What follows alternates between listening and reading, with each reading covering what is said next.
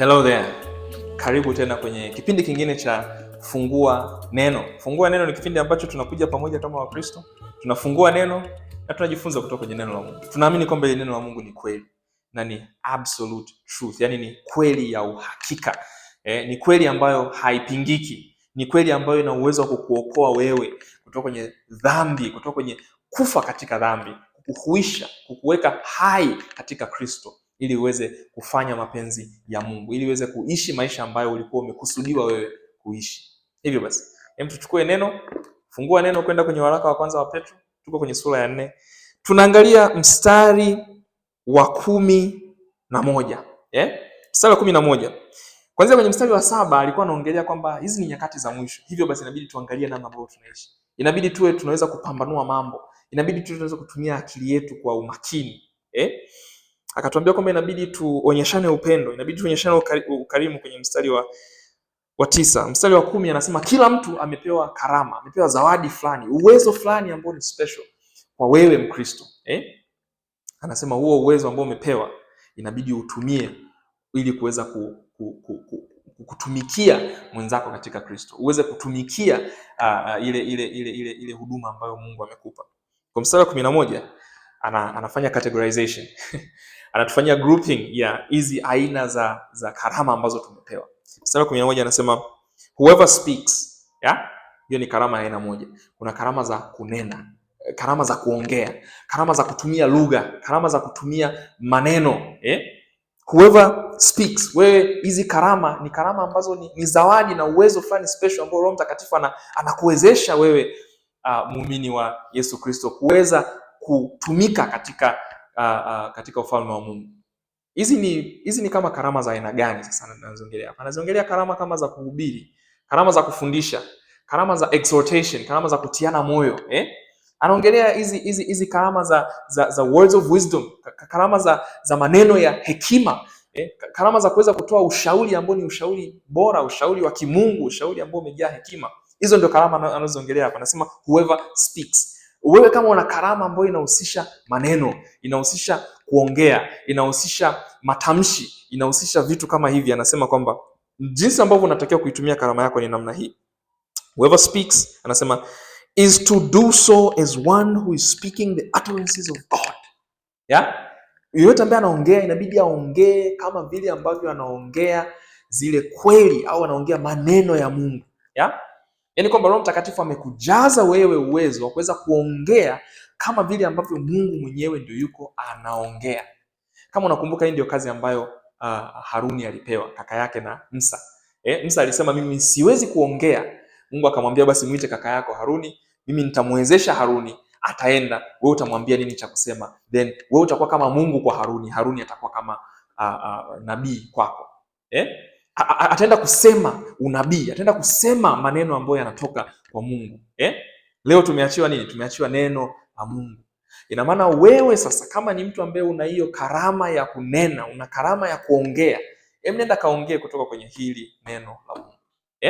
Hivyo ndivyo ambavyo unamtumikia Mungu. Usije ukatumia akili yako Mkristo kujaribu kunena ovyo ovyo tu vitu ambavyo haviko kwenye neno.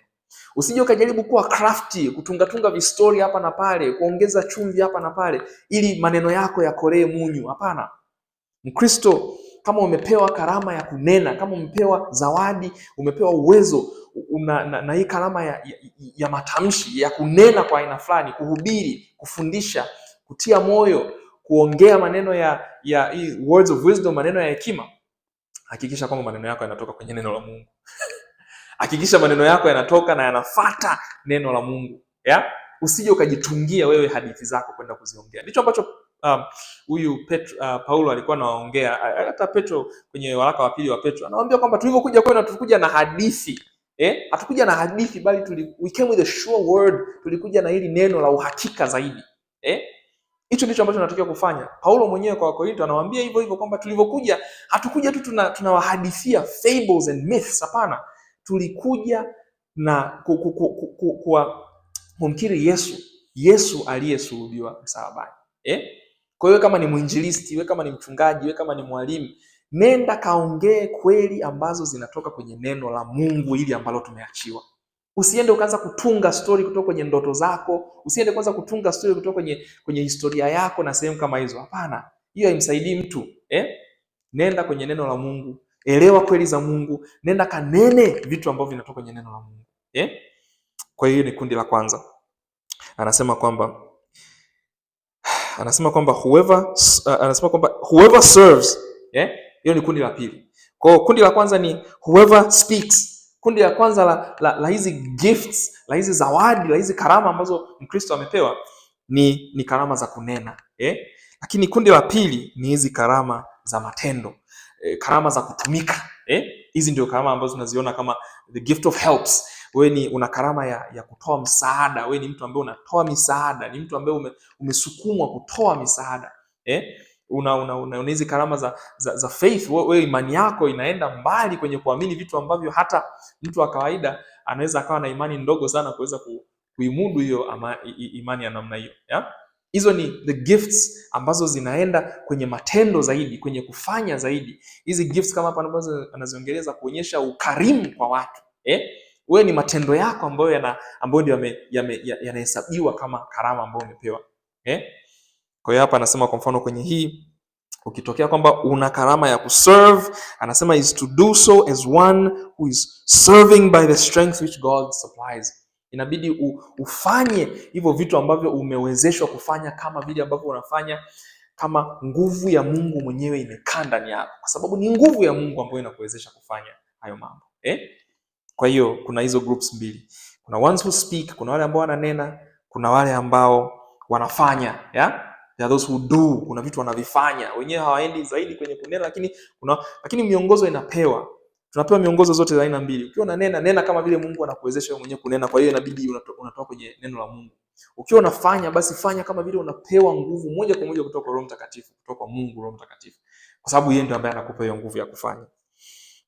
Alafu anasema kwamba so that kusudi la kufanya, la kufuata huu mwongozo kwenye kutumia hizi karama zetu ni nini?